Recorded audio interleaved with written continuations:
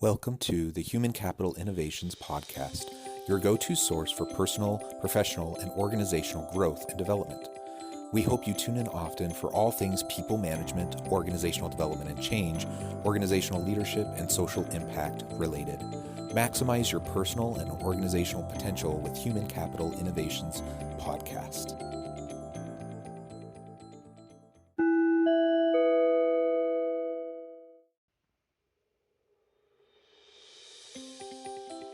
Welcome to the Human Capital Innovations Podcast. In this HCI podcast episode, I talk with Benjamin Preston about developing collaborative and strengths-based teams.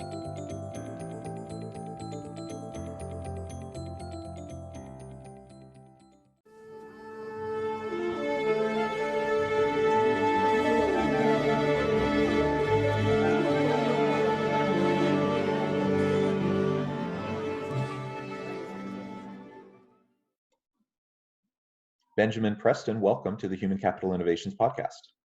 Thanks for having me. Yeah, I'm excited to have this conversation today.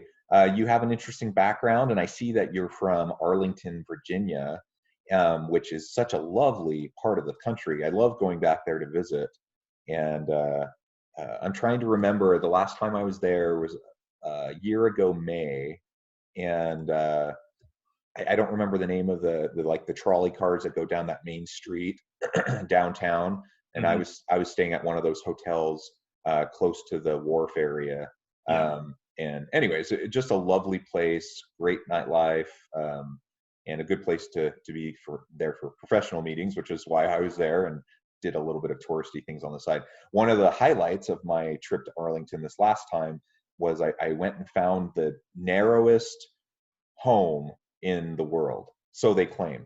So you can actually reach your hands out, and that's as wide as this house. Wow. And I haven't seen that yet, so I'll have to find it. They have a nice plaque out front saying this is the narrowest home. And I have a thing for tiny houses. So okay. I just thought, oh, that's really cool. So I went and checked it out. So something to be prideful about. Yeah, that has nothing to do with anything we're going to talk about today, but I just thought that was interesting.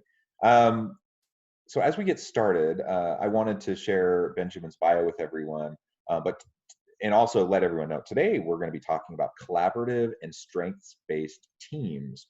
Benjamin has some background in this area and does a lot of work with younger staff and trying to help them develop the most productive and capable teams possible. So let me go ahead and read Benjamin's bio for everyone as background. Benjamin Preston is a marketer and business strategist with extensive experience in businesses of many different sizes and industries. He has an MBA from the University of North Carolina, and he's done it all. Launched several businesses, joined the leadership team at a startup, took a job at a billion-dollar communications company, and also worked at a Native American economic development firm. Benjamin now consults with small businesses to develop their strategies and scale their operations across various industries. Born in Omaha, Nebraska, he now lives in Arlington. So again, thank you, Benjamin, for joining me today. And before we dive on into the conversation, anything you would like to share with listeners by way of personal background or context?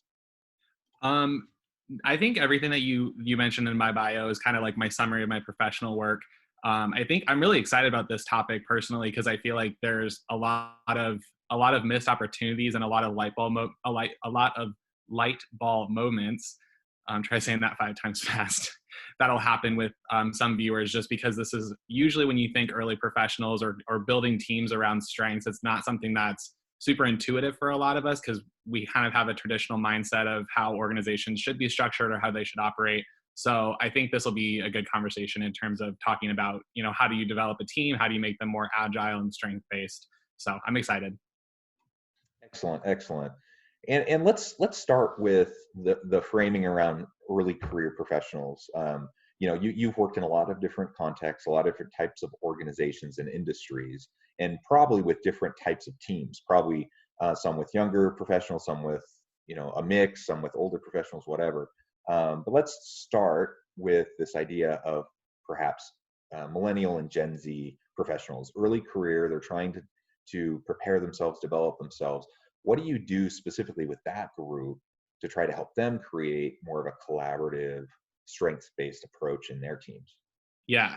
So if you look at it, you kind of have to look at it from two different angles. One angle is looking at it as a young professional. I don't know if you kind of remember like your early formative years in your career, there's a lot of anxiety, there's a lot of uncertainty, there's a lot of sort of lack of stability in terms of where am I going to end up? I don't even know what I want to do for the rest of my life, or am I stuck at this company? Like there's a lot of anxiousness that happens with that. And then from an organizational standpoint, typically people at the lower end of the sort of employment chain, like the individual contributor level people, are usually delegated tasks that are, most would say, not fun, or they're like the grunt work. Like typically people are hired when they're inexperienced or when they come in and they don't have a ton of work. They usually are told, you're going to own this project, this project that nobody really wants to do. Good luck, have fun. And so it's kind of a weird dynamic of like people who are already a little bit nervous of going into the working world are all of a sudden given projects that they don't love, and then they leave a company and people are confused as to why that happens.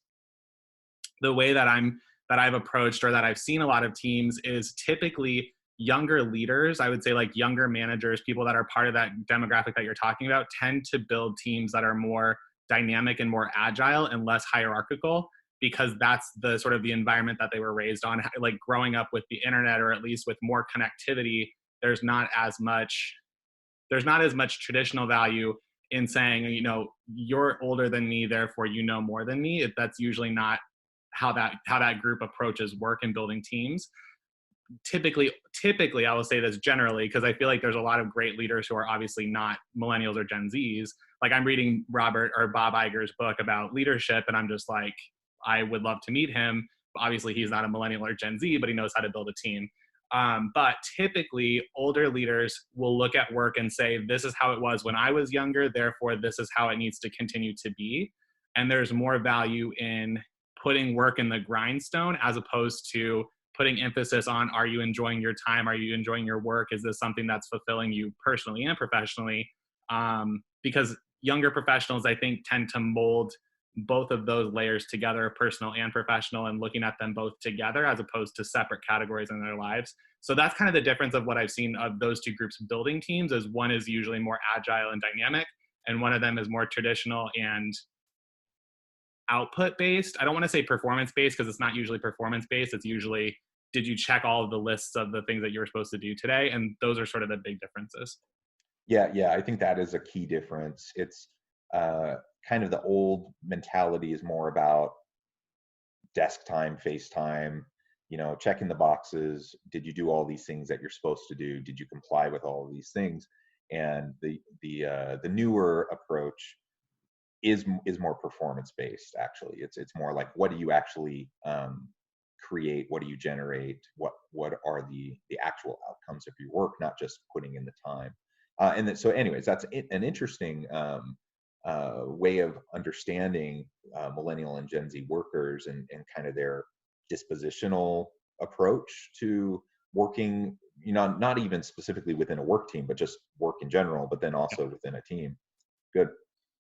Yeah, I think it's interesting too, because a lot of professionals that are in that younger age bracket expect that, because they were raised in, and this is everybody goes through this when they are growing up. You go from first grade to second grade to third grade to fourth grade.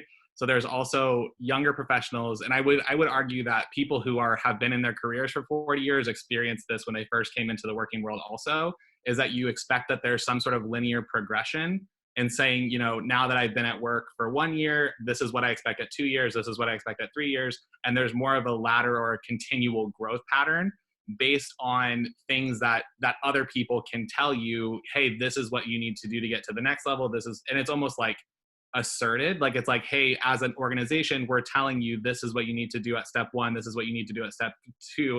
And a lot of organizations don't do that, which throws a lot of young professionals into sort of a weird space, because they go into the working world and a lot of organizations, there's not really expectations about what is expected at the next level. They might say, here are the competencies that you need to have as a manager or as a leader or a supervisor, but they don't actually give you the growth pattern to say, here's the type of things that you need to grow into. And so there's like a lot of missing components, I think, for this younger demographic, this like younger group coming into the workforce, where if you look at it like, so businesses typically when they assess their competitors or their industries, they use Porter's five forces, or five, you know, the five forces of business. And I kind of am viewing that through a talent lens where you look at the five forces. There's so many substitutes to typical organizations. So it used to be the case that the only way that you, well, not the only, but the primary 90% of the way that you make your money is working for someone else, or work, you know, getting in this organization, working your way up, making your salary that way.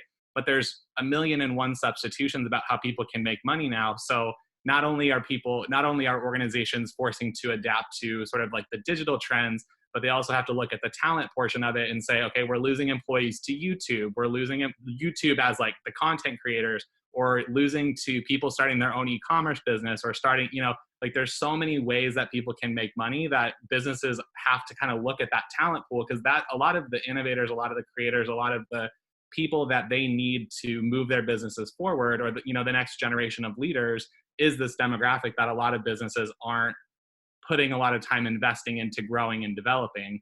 So yeah, that's kind of like my thought process is, at least if you're managing younger teams, I mean, if you're managing teams in general, but creating more of a strength-based approach where you're looking at people's strengths and passions and figuring out how to connect that to the work, as opposed to giving them the work and letting them figure that out themselves. Because I think there's such a missing gap for so many of those, for a lot of those organizations and those teams.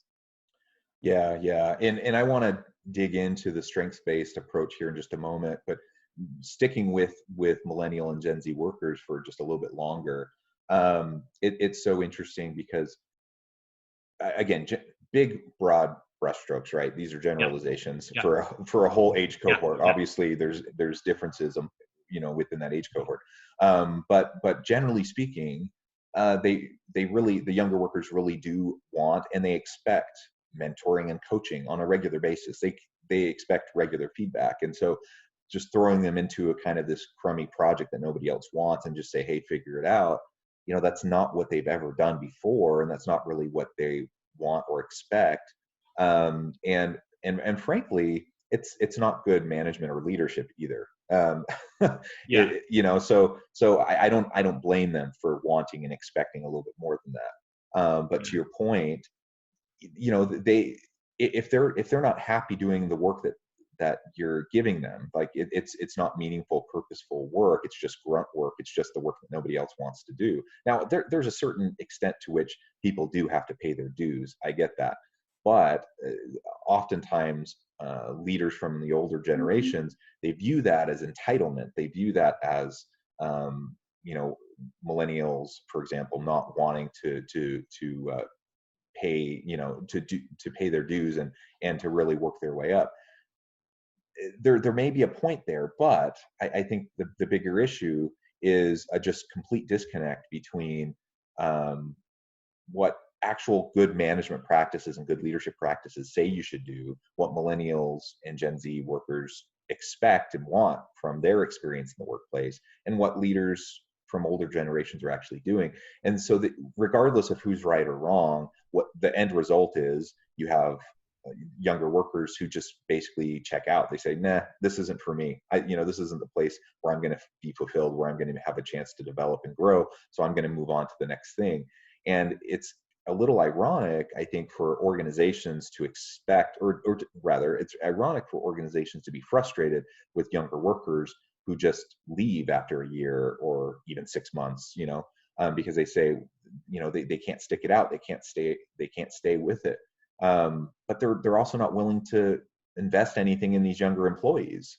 It's really not showing any investment in them if there's no talent pipeline that's been developed, that's been articulated and expressed to these younger employees. And if I get in there as a younger employee and I see no path forward, and I have a boss that doesn't see my value, and they just kind of throw crummy projects at me, and there's no mentoring, there's no coaching, there's no feedback, of course I'm not going to be happy, and of course I'm going to look for a better opportunity. I'm not quite sure why that's a surprise to leaders, but it is. Like, continually I hear that over and over and over again. And so it's not rocket science. Like, of course they aren't willing to do that. Now, previous generations may have been willing to put up with that, but the current generation isn't. And the point you made a minute ago was a really good one. They have options. There are so many options, and that traditional 8 to 5 type of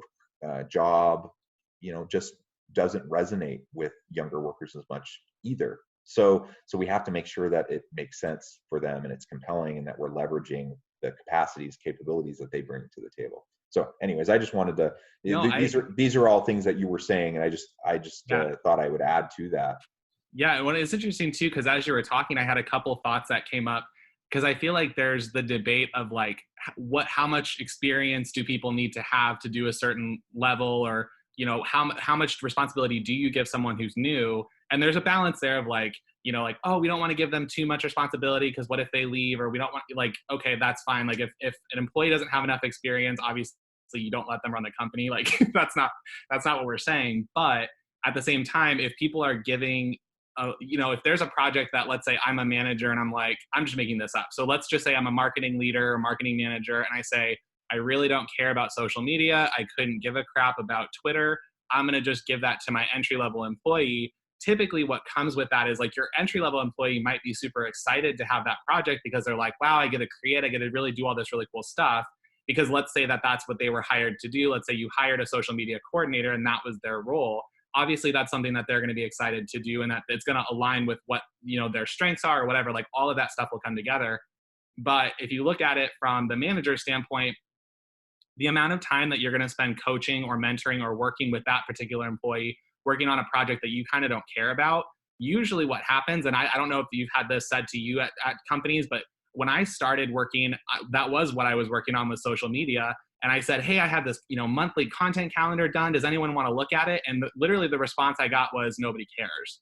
And I was like, great. I'm glad that I put a ton of time into. So one of the other things that entry-level employees, you talked about mentoring and coaching, which I think are critically important. But a lot of people, and I don't know if this is a generational thing, but everyone wants to make an impact. And if you feel like you're not making it, like if you feel like what you're doing is super energizing and you love it and you're excited, and then you have your supervisor or a colleague or a teammate say nobody gives a crap, like that sucks, because you don't feel like you're making an impact and you feel like you're talking to nobody. And so I think that's kind of one of the other things too, is like, even if you as a manager look at a project and you say this isn't, or let's say a leader, like even if you're at the executive level, because I've worked with CEOs where I'm like, hey, we need to talk about branding, and they're like, yeah, I'm all into branding. And then you say, okay, let's talk about your external social presence, and they're like, I don't care. And it's like, we got to shift that, because even if you don't care, like you still need to look at the work and say, I'm leading this team, and if my team is excited about it, I need to show up and be excited too. So there's kind of a leadership shift that needs to happen there too, where if you're looking constantly at entry-level work as just entry-level, then you're most likely that will be the highest rank of turnover, is because your teams were kind of going to get that vibe, or they're going to get that sense that the culture doesn't value the work that I'm doing, or I'm not making an impact where I want to make an impact. And then they're going to end up finding another job or starting their own business or something like that. Yeah, absolutely. Well, so let's pivot just a little bit, and actually it's very connected to what we were just talking about, but let's talk more about the strengths-based focus. I think that's important for everybody, rather than a deficit approach. Looking at strengths and leveraging those and building upon those strengths, I think is really the right way to go for all workers, regardless of the level they're in. But I think it's particularly important for younger workers early in their career, as they're trying to build confidence, they're trying to learn and grow. So what is a strengths-based approach more specifically, and how can leaders start to leverage that?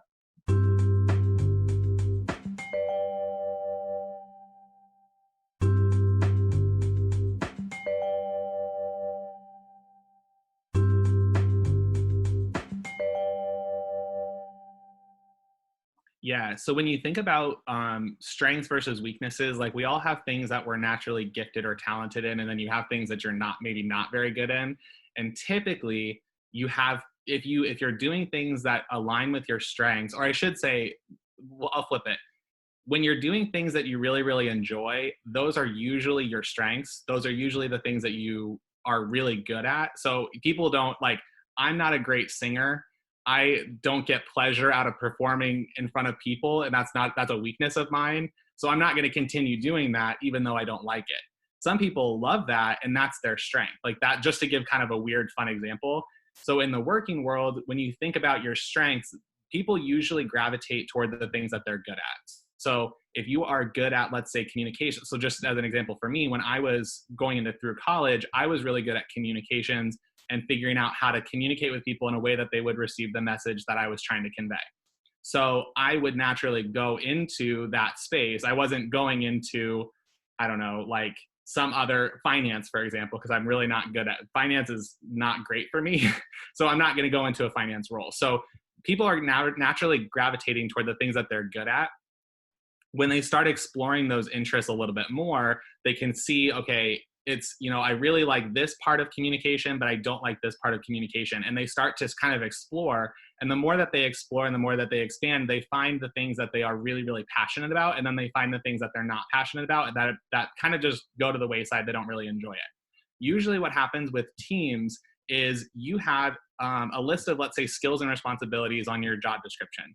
Maybe 10% of those things are things that you absolutely hate. Maybe 90%, or let's say 80% of those things are things that you really enjoy. And the other 10% of those are things that you are kind of like, I'm indifferent about. The more, and let's say that you are really excited, you start working, you find out that, out of that 80% of the things that you loved, you find out that actually 30% of that is stuff that you really, really love. Usually what companies will do is they say, and this is again a generalization because I've seen it best practices both ways, but typically what organizations will do is they'll say, I don't care what you like working on, you are assigned to do this, this, and this, therefore do that. And then that's kind of the thing. So the more that people are in their roles, let's say for 2 or 3 years, they kind of chip away at that job description and they say, from that 80%, I found 30% I'm super passionate about. And from that 30%, I found 10% that I'm absolutely super excited about, but I'm required to do all of this other stuff. And organizations will usually say, I hear you. I hear that you're really excited about doing that 10%. We've had our performance review. You've made it very clear that you love that 10%, but you're going to continue doing everything. And that's kind of how the relationships go. So either people get disheartened and they feel like they're not moving up, or they feel like they're not making progress because they've expanded their role and their skill set, but they're still kind of confined into these smaller spaces of like, here's the stuff that you need to own.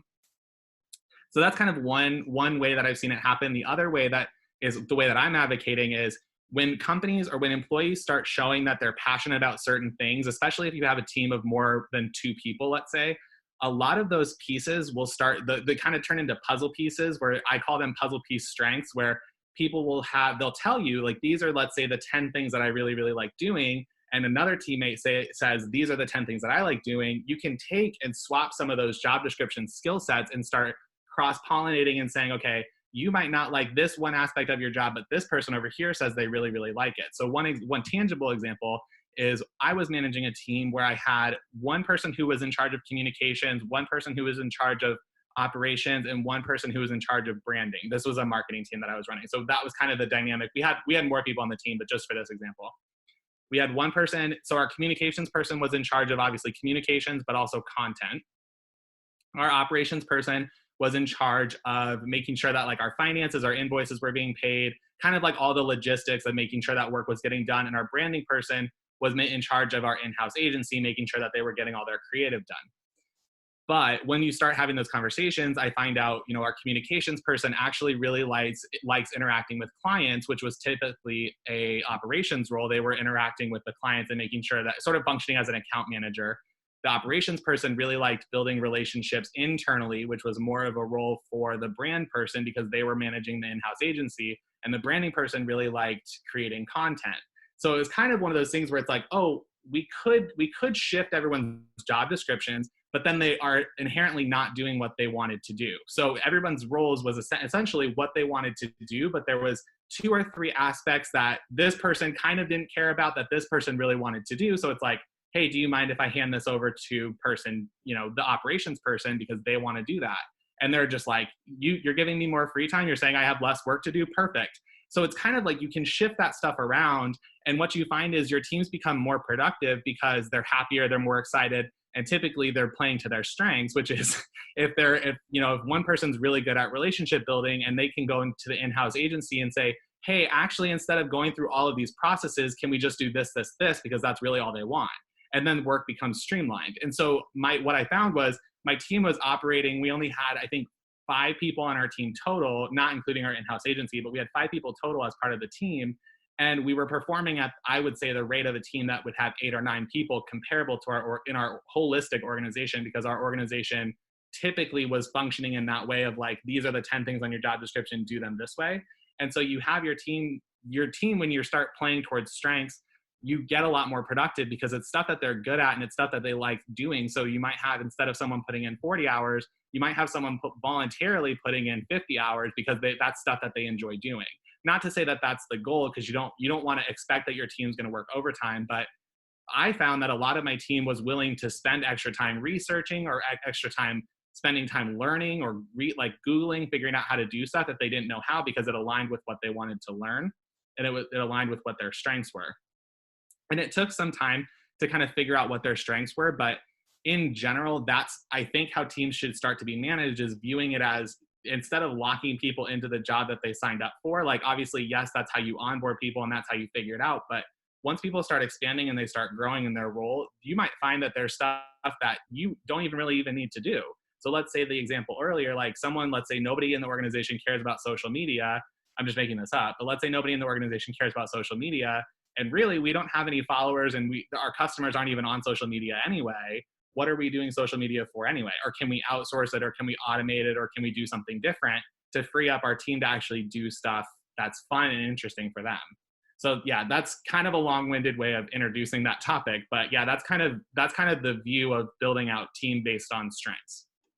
Yeah, well, and a great example that you provided as well. And let's not forget, I mean, every job has aspects of it that people don't love, and you can't completely get rid of that, right? That's just the nature of work. But the more you can balance and align the tasks, the responsibilities, the expectations, along with someone's strengths and along with someone's passions, and what's meaningful and motivating to them, it's just natural that you're going to end up having better product, right? You're going to end up having more productive people that are going to work better together because they're really invested more fully into the work, and you're just going to have better outcomes. It's just the way it is. And so what you're advocating for is a more agile approach to dealing with teams, where they can collaborate based on strengths rather than just making everyone arbitrarily do whatever they had initially been hired to do, even if that doesn't actually match the current skill sets that are in the team. It seems like a no-brainer, but you're right. I mean, I think most organizations are just kind of locked into that approach of just having everyone do, what they traditionally were expected to do upon hire. And I think we can do better than that. We can help teams be more effective than that. And ultimately, I think for younger workers, as we've been focusing on in this discussion, they want to be able to contribute. They want to be able to find meaning and purpose in their work. They want to be able to develop their skills so that they're ready for new opportunities. And all of that can happen better as we do what you're describing, as we can find better alignment and fit between an individual's passions, interests, and talents and skills, along with the work that they're actually doing. That does require more from me as a leader, because it means I actually have to know my people. It means I have to have more regular check-ins, not from a micromanaging standpoint, but check-ins in terms of that coaching and that mentoring, that feedback loop. Like, we have to have a close feedback loop where we can have dialogue, and by doing that consistently over time, we're going to know our people. We're going to know what they're good at, and we can make tweaks and adjustments to making sure that we're leveraging them to their greatest capacity. And another point I wanted to just touch on real quick, is something you mentioned towards the end of your example, is that some people will then voluntarily be willing to do more work. Now, we're not talking about doing this as a means to exploit labor, right? Right. That's not the point. But it is a natural byproduct of people being energized by their work. If I'm energized by my work, I often will even lose track of time. Because I'm enjoying it so much and I see the value in it. And it's one thing if someone's an hourly employee and they get overtime hours, and I understand organizations need to keep track of that, and for financial reasons they may have to limit that. But a lot of the types of employees that we're talking about, they're going to be exempt from overtime, and the organization is going to be expecting them to get the job done anyways, regardless of the amount of time it takes. And in that kind of a scenario, most people are putting in more than 40 hours. And the question is, are they putting in more than 40 hours based on something they're passionate about? Or are they doing it based on like these arbitrary norms of like FaceTime in the office, or like get there before the boss shows up and leave after the boss leaves nonsense? Like we have all those types of norms in a lot of organizations that aren't productivity oriented at all. They're just there because someone thinks that's the way it should be. But if we focus on strengths and talents, people will naturally be drawn to investing in that work, and that might actually mean they're putting in more time. But regardless, they're going to be more productive. Yeah. Well, and I think that you brought up something at the beginning too of what you were saying is there's always, I think, going to be some resistance that leaders might have to say, oh, well, I need to get this thing done. And if they're not doing it, who's going to do it? Like there's going to be some resistance of, who's going to do this work, that if I'm job sculpting this person and they're doing something that they want to do, someone's got to do the stuff that no one's want to do. And I think there's some bias in that, some unconscious bias of people assume that just because either I don't like it or because this person doesn't like it, that somebody else on your team might not. And so let's say in the very rare instance that nobody on your team wants to do the one thing that needs to get done, let's say invoicing, let's say that that's something that they need to send out a monthly report. I'm going to finance because that's not my strong suit, but let's say invoicing, that's something that I would not enjoy. Let's say nobody else on my team enjoys it. If you're sculpting someone's job in a way that is really exciting to them, they're going to take on those projects that you might not like or that they might not like, in tolerance of being able to do the stuff that they like. So it's kind of like when you're younger and your parents tell you that you need to eat your vegetables before dessert. But if you're giving your team 80% dessert, they're going to be okay eating the vegetables that they might not like. And they're That's not right. even going to notice, because it's going to be something where they're going to be so excited to go into work, and they're going to show up with that being in the flow or being in the zone and being like, I'm going to show up and do X, Y, and Z today. If you say, okay, this is something that needs to get done, don't forget to do it. It's going to be something where it's going to be like, all right, I'm going to eat a piece of cake and then I'm going to eat my vegetables and then I got the rest of the day to eat cake. And so that's kind of the thing I think most leaders look at from a place of kind of, and not intentionally, but just bias of like, if this is entry level work, nobody likes it. Like for social media, no one likes it, nobody wants to do it. If you're projecting that on your employee and saying nobody likes doing social media and you shouldn't either, and they're going to be like, okay. But then a lot of people, instead of having that conversation being like, okay, how can we make it so that you have more fun at work, they say nobody likes social media, you need to do social media because it's part of your job description, and then they walk away. And you're just like, okay, cool. So it's kind of like balancing, like there might be some resistance to make this change because it has to be a gradual thing. It's not just something where you can walk in tomorrow and say, we're going to take this strength-based approach, because there's a culture shift that kind of needs to happen with that behavior because people aren't going to trust it at first. But once you get to the point of saying, okay, this is a thing, and you start building those relationships with your team and say, okay, this is stuff that needs to happen, eventually either somebody will step up and say, that's something that I actually want to do. Like I love invoicing, even though, like person A might say, I love invoicing. Or you might have nobody show up and say, nobody wants to do it. And you say, okay, I'm going to assign it to this person. And that person will ideally, more than likely, accept that challenge because they have all of the ability to do all the other, they'll have the ability to be dynamic and create their career in a way that they enjoy showing up to work every day. Yeah, yeah. And the other aspect of that is, even if there's no one on the team that wants to do it, I mean, you can frame it as this is a development opportunity, right? Yeah. So, I may be more not excited necessarily, but I may be more willing to invest my time and energy into a less desirable task if I know that, hey, if I'm going to ever move up to the next level, I need to understand invoicing. I'm not going to have to do invoicing if I'm the supervisor or I'm the manager, but I'm going to need to understand it so I can check them and, whatever, blah, blah, blah. And so sometimes we just need to help. We take a growth approach to these less desirable tasks and just help people recognize and understand you need a holistic understanding of what we're doing here so that you have opportunities in the future. And then people are going to be more willing and excited even to take on some of those less desirable aspects. And if you're coupling that with like the 80% dessert, like you're talking about, then it really isn't a problem. Then you're everything's getting done, people are invested in it, and things move forward. Yeah, that's a really good point. Well, Benjamin, it has been a real pleasure talking with you today. The time has flown by and we're about out of time. Before we close, though, I did want to give you a chance to share with listeners how they can get connected with you and give you the last word on the topic. Yeah. Well, thank you for having me. This was a lot of fun. If people are looking to get in contact with me, I have my LinkedIn, Benjamin J. Preston, or you can go to my website, benjaminpreston.com.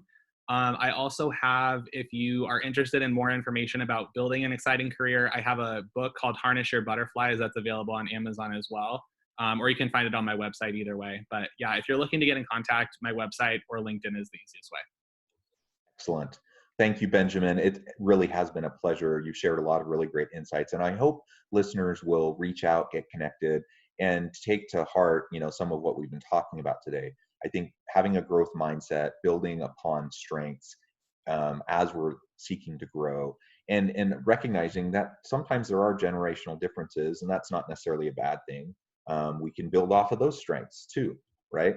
And ultimately the goal is to help everyone feel more fulfilled, help the organization be more productive, help the organization be successful. So I think this isn't like a dichotomy where we either have to have people doing crappy stuff that they hate, or we can have a successful organization. Like, we can do both. We really can help people find meaning and passion and work that they do, and we can help the organization be successful. In fact, the one will feed into the other. Thank you again. It has been a pleasure. I hope everyone stays healthy and safe, that everyone can find meaning and purpose at work each and every day. And I hope everyone has a great week. Thank you.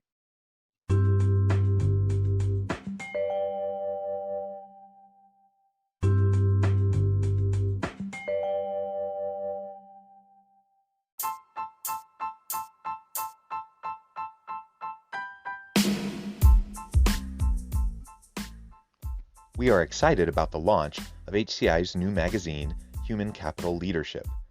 Human Capital Leadership is a free, interactive e-magazine designed to help individuals, leaders, and organizations find innovative approaches to maximize their human capital potential.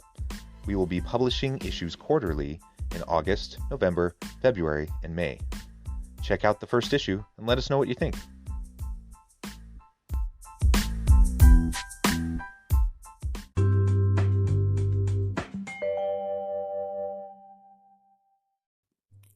Thanks again for joining us for this episode of the Human Capital Innovations Podcast. I hope you stay healthy and safe and that you have a great week.